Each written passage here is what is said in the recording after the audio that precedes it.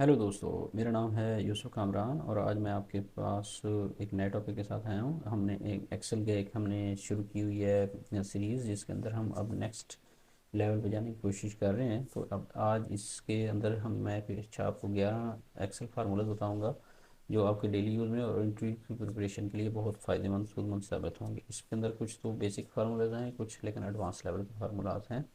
तो वो मैं आपको अभी गाइड कर देता हूँ। चलिए स्टार्ट करते हैं। हम सबसे पहले हम कहते हैं कि जनाब हमारे पास एक ये टेबल हमने इसको बना लिया है। ये कुछ स्टूडेंट्स हैं, ये इनके नाम हैं, ठीक है जी। और डिफरेंट क्लासेस के अंदर उनको डिवाइड किया है हमने। कुछ 5 क्लास है, कुछ 8 क्लास है और कुछ 10 क्लासेस में।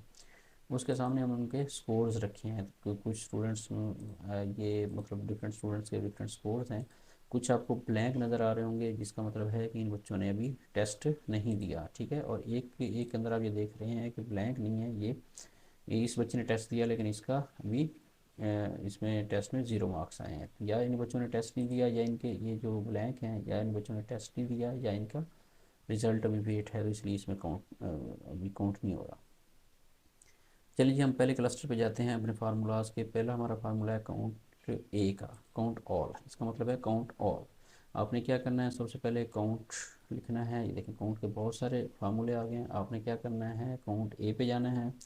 टैब की दबाई हमने, ठीक है जी। और उसके बाद हमने सेलेक्ट किया जो हम काउंट करना चाह रहे हैं उसको, इसको रेंज को सिलेक्ट करने के बाद हमने इसकी ब्रैकेट क्लोज की, एंटर किया। तो ये देखिए इसने कैलकुलेट किया है जी, 15 लोग हैं ये। अब ये अंदाज़ा लगाएंगे कि आप यहाँ पे 17 आ रहे हैं तो ये 15 क्यों शो कर रहा है। तो इसमें एक सिंपल सी बात है कि जिन बच्चों का अभी तक रिज़ल्ट नहीं आया, या जो बच्चे अभी तक या जिन्होंने टेस्ट नहीं दिया, तो वो इसको काउंट ए में, काउंट ऑल में वो काउंट नहीं कर रहा है। वो 17 फ़र्ज़ करें, यहाँ पे अगर फ़र्ज़ करें हम कुछ भी लिख देते हैं तो वो उसको काउंट कर लेगा, ठीक है जी। उसके अंदर ये इसका मतलब ये है कि ये सिर्फ वैल्यू नहीं लेता, ये काउंट ऑल जो है वैल्यू के अलावा भी कोई चीज़ टेक्स्ट लिखा हुआ है तो उसको वो कंसीडर कर लेता है। ये काउंट ऑल का हो गया। इसके बाद हमारे पास है काउंट ब्लैंक। हम चेक करना चाहते हैं कि ब्लैंक कितने हैं इसके अंदर। तो हम क्या करेंगे, काउंट ब्लैंक, ब्लैंक पे जाएंगे, टैब का की दबाया हमने, उसके बाद हम इसकी सिलेक्शन कर लेंगे जिसके अंदर हम फाइंड करना चाह रहे हैं। ब्रैकेट हम क्लोज करेंगे, एंटर करेंगे। तो ये देखिए आपके पास क्या आ गया, 2 ब्लैंक हैं। ये ब्लैंक है प्लस ये ब्लैंक है। अब ये देखें कि इसको क्यों नहीं किया, क्योंकि ये ब्लैंक नहीं है, इसके 0 मार्क्स हैं, इसको कंसीडर कर रहा है। तो इसके बाद हम जाते हैं जी काउंट। अब ये इस काउंट में और इस काउंट ऑल में थोड़ा सा फ़र्क है। ये देखिए अभी मैं इसका फार्मूला लगाता हूँ। देखिए हमने लिखा काउंट के ब्रैकेट स्टार्ट, हमने इसको सिलेक्ट किया इस डाटा को और इसको क्लोज किया। तो ये देखिए इसका रिज़ल्ट क्या निकला, 15। इसमें ये क्या कर रहा है, अब इसमें और इसमें आप देख रहे होंगे कि सेम आ रहा है, सिमिलर आ रहा है ना। लेकिन हमने ऊपर वाले में क्या कहा, काउंट ऑल में अगर हम यहाँ पे फर्ज करें कोई भी डिजिट के अलावा कोई वर्ड भी लिख देते हैं तो वो कंसीडर कर लेता है। लेकिन आप देख रहे होंगे कि काउंट के अंदर उसने इसको कंसीडर नहीं किया। तो इसका मतलब ये है कि ये सिर्फ न्यूमेरिकल वैल्यूज़ को कंसीडर करता है काउंट का फार्मूला, जबकि काउंट ऑल जो है ये सिर्फ उसको कंसीडर करता है कि इस कॉलम के अंदर कोई ना कोई चीज़ है, अवेलेबल है। ठीक है जी, हम नेक्स्ट पे चलते हैं। नेक्स्ट हमारे पास सिंपल है सम का। हमने SUM सम लिखा, टैब की दबाई और जिसको हम सम करना चाह रहे हैं उसको हमने सेलेक्ट किया, ब्रैकेट क्लोज की, एंटर किया, तो हमारे पास सम आ गया। इसके बाद हमारे पास है मैक्स का। हम जस्ट मैक्स लिखेंगे, टैब की दबाई हमने और जिसके अंदर हमने मैक्स चेक करना है उसको करेंगे, ब्रैकेट क्लोज करेंगे, तो हमारे पास मैक्स नंबर आ जाएगा। वाह, किसी बच्चे ने तो 5 में से पूरा स्कोर में से 5 में से और 5 आउट ऑफ 5 हासिल किया है, ठीक है जी। तो मैक्स ये वैल्यू है। इसी तरह मिन की वैल्यू हम निकालेंगे, तो इज इक्वल टू दबा के हम मिन दबाएंगे, टैब की दबाएंगे मिन पे जाके और आप इस एरिया को सिलेक्ट कर लेंगे, ब्रैकेट क्लोज करेंगे, तो आपके पास मिन की वैल्यू आ जाएगी। तो मिन मिन चूँकि एक बच्चे ने टेस्ट दिया उसका 0 आया, तो इसलिए उसने मिनिमम 0 ही शो कर दिया। अब एवरेज में जाएंगे, हम एवरेज का फार्मूला लगाएंगे, ठीक है जी। एवरेज टैब की दबाई हमने और इसको सिलेक्ट किया हमने एरिए को, ब्रैकेट क्लोज की, एंटर किया, तो आपके पास एक एवरेज निकला, इन सब स्टूडेंट्स की एवरेज। अब इस एवरेज के अंदर ये इन दोनों की एवरेज नहीं ले रहा होगा जिनका रिजल्ट नहीं आया ना, लेकिन जिसका 0 आया है उसकी एवरेज वो ले रहा है। अब देखें अगर 0 में हटाता हूँ तो देखें उसकी एवरेज बढ़ गई। और अगर फ़र्ज़ करें हम ऊपर वाले को उठाते हैं, ये यहाँ पे कुछ, यहाँ पे भी 0 ले, इस बच्चे का भी 0 लगा देते हैं तो उसकी एवरेज कम हो गई। तो एवरेज का मतलब क्या है कि अगर किसी स्टूडेंट ने टेस्ट दिया है और उसका 0 है तो वो एवरेज में इंक्लूड है। लेकिन अगर उसका टेस्ट का रिज़ल्ट ही नहीं आया या उसने टेस्ट ही नहीं दिया तो वो एवरेज में इंक्लूड नहीं है। अब ये दो क्लस्टर ज़रा आसान थे। अब नेक्स्ट पे हम चलते हैं। ये बड़े प्रोफेशनल अपने फार्मूलाज हैं जो डेली इसमें यूज़ आते हैं। तो सबसे पहले आपने क्या करना है कि जैसे अब एक बच्चा है जिसका नाम तलहा कामरान है, उसको हम फाइंड करना चाहते हैं इसके अंदर, और हम देखना चाहते हैं कि उसके क्या मार्क्स हैं। तो इसका हम सिंपल क्या करते हैं, हमने करना है वी लुकअप। जैसे वी लुकअप लगाएंगे, इसके आपने फार्मूले के नेम पे भी फोकस करना है और ये नीचे जो कंडीशंस दी होती हैं इसके ऊपर भी आपने फोकस करना है। तो वो कहता है कि सबसे पहले आपने वी लुकअप वैल्यू, कौन सी वैल्यू को आप करना चाह रहे हैं, सेलेक्ट करना चाह रहे हैं। मैं कहता हूँ जी इस बच्चे को फाइंड करना है, ठीक है। उसके बाद आपने कॉमा लगाना है। वो कहता है जी टेबल अरे क्या होना चाहिए। यहाँ पे आपने एक चीज़ फोकस करनी है कि आपने जो भी टेबल लगाना है उसका पहले कॉलम के अंदर, जैसे अभी तलहा कामरान इस नेम वाले कॉलम में है, तो हमने इसको टेबल सेलेक्ट करते हुए पहला कॉलम वो होना चाहिए जिसके अंदर वो नेम मौजूद हो। अगर वो नेम मौजूद नहीं है तो वो क्या करेगा, वो टेबल आगे पीछे हो सकता है, हिल सकता है, तो उसका जो है वो उसका रिज़ल्ट जो है आउट हो जाएगा। आप इसी को नेक्स्ट जब कॉपी करेंगे तो वो इसको नहीं सिलेक्ट करेगा, वो किसी और को सिलेक्ट कर लेगा। एक तो सबसे पहले तलहा कामरान वाले नेम के अंदर आ रहा है तो आपने इसको सिलेक्ट किया, ठीक है। उसके बाद हम F4 दबाते हैं। F4 देखें, F4 दबाने से क्या हुआ है, आप ये नोट कर रहे हैं डॉलर के साइन आ गए हैं इसके पास भी और इसके पास भी। अब इसने इसको क्या किया, इसको फिक्स कर दिया टेबल को ना। अब इस फार्मूला को जब भी हम जहाँ पे भी कॉपी करेंगे नेक्स्ट नाम के साथ, तो वो इसी टेबल को, इसी तरतीब को ही कंसीडर करेगा, ठीक है जी। सबसे पहले आपने क्या किया, जिस बच्चे को उसका डाटा फाइंड करना था उस पर क्लिक किया, उसके बाद आपने एक टेबल अरे उसको सिलेक्ट किया। उसके बाद आप कहते हैं जनाब इस बच्चे की, ये इस कॉलम में जो बच्चा है ये जैसे तलहा कामरान है उसके हमें मार्क्स दें। तो चूँकि हमें ये तलहा कामरान के मार्क्स चाहिए, तो ये देखें यहाँ से अगर काउंट करें, ये पहला कॉलम, ये दूसरा कॉलम, ये तीसरा कॉलम, तो जिस कॉलम में आपने वो चीज़ डाटा चाहिए उसके बाद कॉमा लगा के आपने वो कॉलम लिखना है कि तीसरे नंबर पर है, ठीक है जी। उसके बाद आप कहते हैं कि फॉल्स एक्सेक्ट मैच चाहिए हमें, तो उसके बाद हम फॉल्स की ऑप्शन यूज़ करते हैं, ठीक है जी। तो उसके बाद हम ब्रैकेट क्लोज कर देते हैं। ब्रैकेट क्लोज करके जैसे ही हम एंटर करते हैं तो उस बच्चे के नंबर आ गए। देखिए तलहा कामरान 4.8, तलहा कामरान 4.8। अब इस फार्मूला को आप कॉपी करके नीचे पेस्ट कर देते हैं तो सब बच्चों के वही आ गए। हादिया कामरान ने 5 लिए हैं, ठीक है, ये हादिया कामरान है, ठीक है। इसी तरह अब्दुल्ला कामरान के 4.9 हैं, अब्दुल्ला कामरान देखोगे तो 4.9 होंगे, ठीक है जी। ये अच्छा, इसके बाद हमारे पास जो फार्मूला आता है वो है कॉनकैटिनेट का। ये फार्मूला किस लिए यूज़ होता है, हम चाहते हैं कि ये जैसे नाम हमारे पास है और उसके स्कोर्स हैं ये इकट्ठे आ जाएं, तो हम क्या करते हैं, हम इस पे जाते हैं, ठीक है जी। इसके बाद हम एंड दबाते हैं और एंड दबाने के बाद हम इस पे जाते हैं और एंटर कर देते हैं। तो क्या करता है, उसके नाम को और उसके मार्क्स को कंबाइन कर देता है। देखिए अच्छा, अब आप ये चाह रहे हैं कि जैसे नाम के अंदर ये इसके स्कोर्स के अंदर थोड़ा सा गैप होना चाहिए, तो आप क्या करेंगे, वैसे ही करेंगे। आप इस पे जाएंगे, ठीक है जी, आप एंड दबाएंगे और उसके बाद एक कॉमा लगाएंगे और इन्वर्टेड कॉमास लगाएंगे। पहले इन्वर्टेड कॉमास लगाएंगे, स्पेस देंगे, फिर इन्वर्टेड कॉमास लगाएंगे, फिर आप एंड लगाएंगे और ये सेकंड वाले को सिलेक्ट करेंगे और ब्रैकेट और इसको एंटर कर देंगे तो आपके पास ये आ जाएगा। ये देखिए स्पेस आ गई है, ठीक है जी। उसके अंदर, उसके नाम के अंदर उसमें स्पेस दे दी है। तो इसी तरह आप इसको इसके फार्मूला से भी कर सकते हैं, कॉन्कैटिनेट वो उसको करें, फार्मूला लगाएं और उसके बाद उसको कर दें तो वो ये आपको वो आ जाएगा, ठीक है जी। इसके अंदर हमने ये कॉमा ये शायद लगाया था, वो कॉमा नहीं लगाते। तो सिंपल ये करते हैं कि आपने इसको लगाना है, मतलब ये मैं इसको दोबारा लगा के दिखा देता हूँ। आपने सबसे पहले क्या जाना है, इस पे जाना है, उसके बाद आपने एंड पे जाना है, ठीक है जी। और उसके बाद आपने चूँकि स्पेस देनी है तो स्पेस में पहले inverted commas, space, inverted commas, फिर एंड का बटन, फिर आपने सेकंड पे क्लिक करना है, ठीक है, और एंटर कर देना, तो ये आ जाना है, ठीक है, स्पेस आ जाएगी।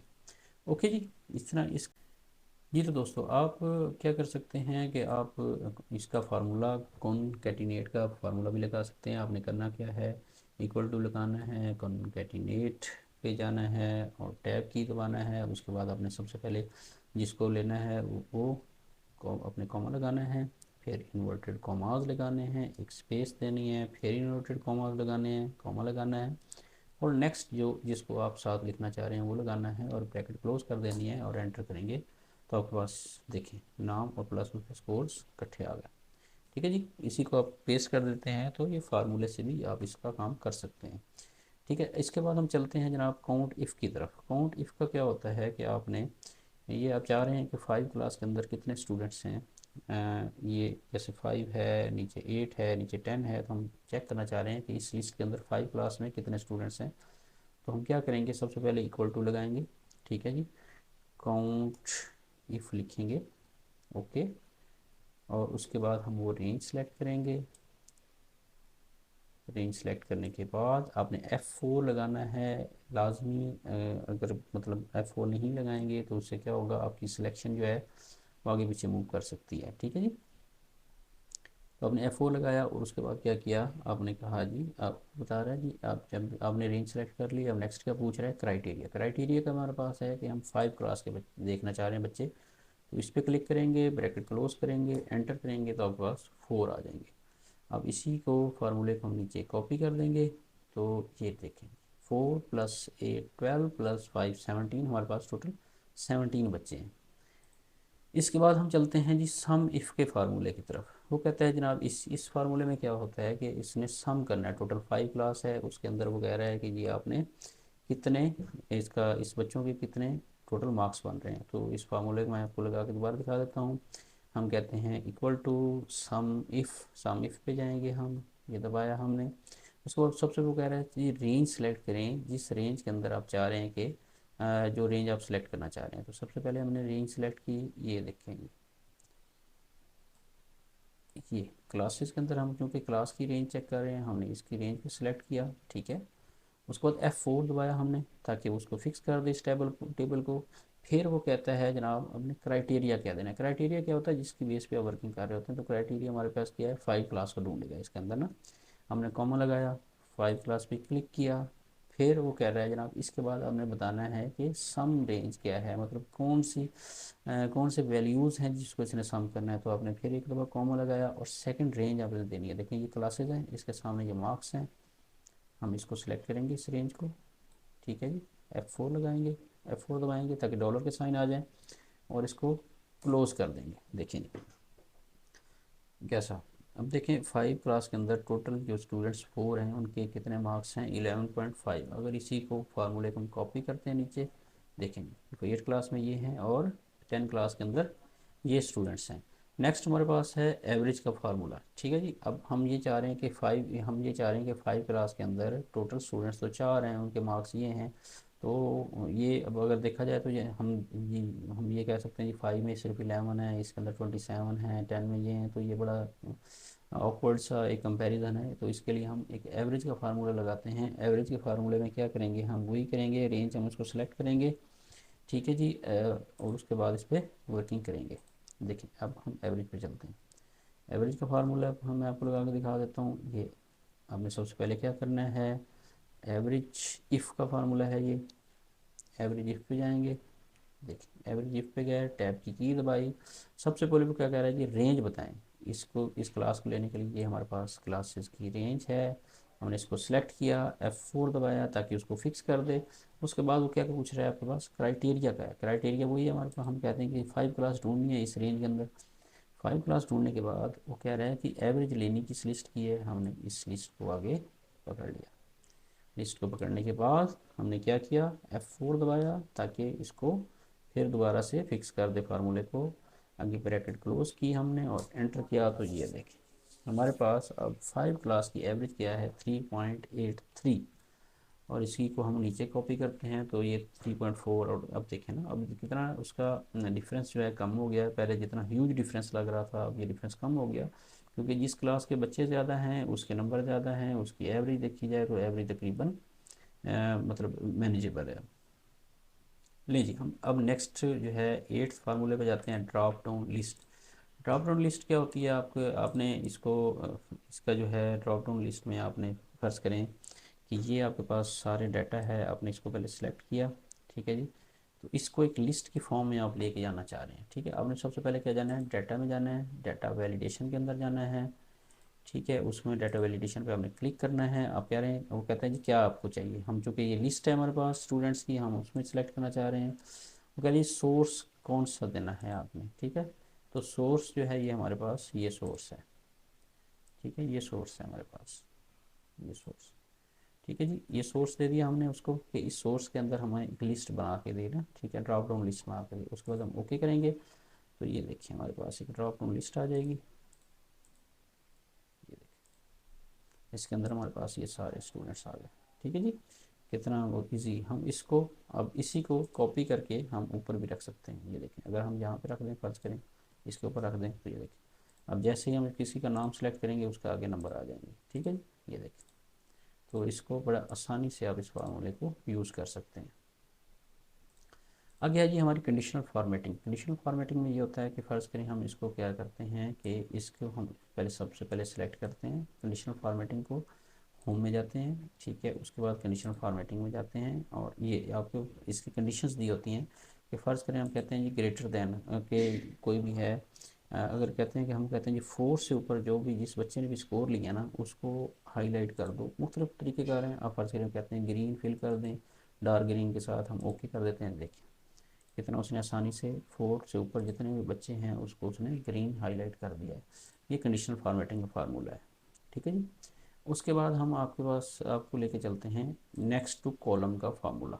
ठीक है, ये भी एक आसान मतलब ये बहुत अच्छा है। फ़र्ज़ करें ये जैसे जैसे नाम पूरा आ रहा है आमिर साबिर, हम इसका सरनेम अलग करना चाह रहे हैं तो हम क्या करेंगे, सबसे पहले हम डाटा में जाएंगे। ठीक है जी, डाटा में जाने के बाद टेक्स्ट टू कॉलम के अंदर जाएंगे। सबसे पहले सॉरी इसको सबसे पहले हमने सेलेक्ट करना है। सेलेक्ट करने के बाद हम डाटा में लेके आए, डाटा में हम कहते हैं कि टेक्स्ट टू कॉलम कर दे। टेक्स्ट टू कॉलम में क्या कहता है, डिलिमिटेड कर देना है उसने, आपने नेक्स्ट करना है। नेक्स्ट में वो हमें ये देखें क्योंकि स्पेस एक नज़र आ रही है दोनों के दरमियान में, तो हम क्या करेंगे स्पेस को दबा देंगे। स्पेस को दबाने के बाद क्लिक करने के बाद आपने नेक्स्ट करना है। नेक्स्ट में वो कह रहा है जनाब कि आपने इसको डेस्टिनेशन क्या देनी है। अब देखें डेस्टिनेशन जिसके अंदर वो इसके अंदर आप इसको पेस्ट करना चाहेंगे, तो डेस्टिनेशन हमारी क्या है, हम इसको ख़त्म करते हैं और नई डेस्टिनेशन दे देते हैं। ये डेस्टिनेशन है। ठीक है जी, मतलब इसको आगे लेके जाए। तो उसके बाद आप फिनिश कर देते हैं। ओके, देखें कितना आसानी से उसने उसका सरनेम रैप कर दिया है। यहाँ पे आमिर है, यहाँ पे साबिर है, साजिद है, साबिर है। ये देखें आसानी से उसने सरनेम और उसके नेम को अलग कर दिया है। अच्छा जी, लास्ट में एक हमारा टेस्ट ये जो है जो है फार्मूला इफ़ का फार्मूला है, एक कंडीशन का फार्मूला है। इसको लगाने के लिए हम क्या करते हैं, फ़र्ज़ करें इफ़ हम ये एक हम कहते हैं कि फ़र्ज़ करें ये जो है सॉरी इफ़ हमने टैब की दबाई, उसके बाद हम कहते हैं फ़र्ज़ करें इस बच्चे ने अगर स्कोर लिए हैं 0। ठीक है जी, स्कोर अगर 0 लिए हैं तो वो क्या करे, उस बच्चे को रीटेस्ट करवाए। जिस बच्चे ने भी 0 लिए हों उसको क्या करे, दोबारा टेस्ट देना पड़ेगा। ऑफ कोर्स मुश्किल लग रहा होगा आपको, इस बच्चे के 0 होंगे लेकिन ये करना पड़ेगा। ठीक है जी, सबसे पहले आपने क्या लॉजिकल टेस्ट दिया कि ये अगर 0 के बराबर है तो आपने उसने क्या करना है, रीटेस्ट देना है। ठीक है जी, अगर फ़र्ज़ करें अगर वो 0 नहीं है तो क्या करेगा, कुछ यहाँ पे फॉल्स लिखते हैं या कुछ कुछ भी नहीं लिखते हैं, हम फ़र्ज़ करें कुछ नहीं लिखते, दोनों ठीक है तरीक़ाकार। तो उसके बाद हम एंटर कर देंगे। तो चूँकि इस बच्चे के 0 नहीं है तो इसने चूँकि ये देखें इस पर हम करेंगे, पहले भी लगा हुआ फार्मूला दोबारा पेस्ट करेंगे इसको फार्मूले को। तो यह देखें जिस जिस बच्चे के 0 होंगे उसने क्या किया, उस पर रीटेस्ट का ऑप्शन लगा दिया। तो ये भी बड़ा ज़बरदस्त ऑप्शन है इंस्टीट्यूशन के अंदर, एजुकेशनल इंस्टीट्यूशन के अंदर ये चीज़ यूज़ हो सकती है, जिसमें आप जैसे ये लगाएं फार्मूला आपको पता चल जाए किन किन बच्चों ने रीटेस्ट देने हैं। तो ठीक है जी, हमने पहले काउंट के फार्मूले किए, फिर सम मैक्स मीन और एवरेज का किया, वी लुकअप का फार्मूला किया, कॉन्कैटिनेट का किया, उसके बाद count if, sum if, average, drop down list, conditional formatting, next to column और इफ़ के फार्मूलाज किए। तो आपने इसकी प्रैक्टिस करनी है, खूब प्रैक्टिस करें ताकि आपको इसका जैसे जितनी, क्योंकि practice makes a man perfect ऐसे नहीं कहते, इसलिए कहते हैं कि आप प्रैक्टिस करेंगे तो ये आपकी डेली लाइफ में यूज़ होंगे, आपका वर्क ईजी हो जाएगा। तो मुझे दुआ में याद रखिएगा और मुझे इजाज़त दें और अच्छी तैयारी करें। थैंक यू, अल्लाह हाफ़िज़।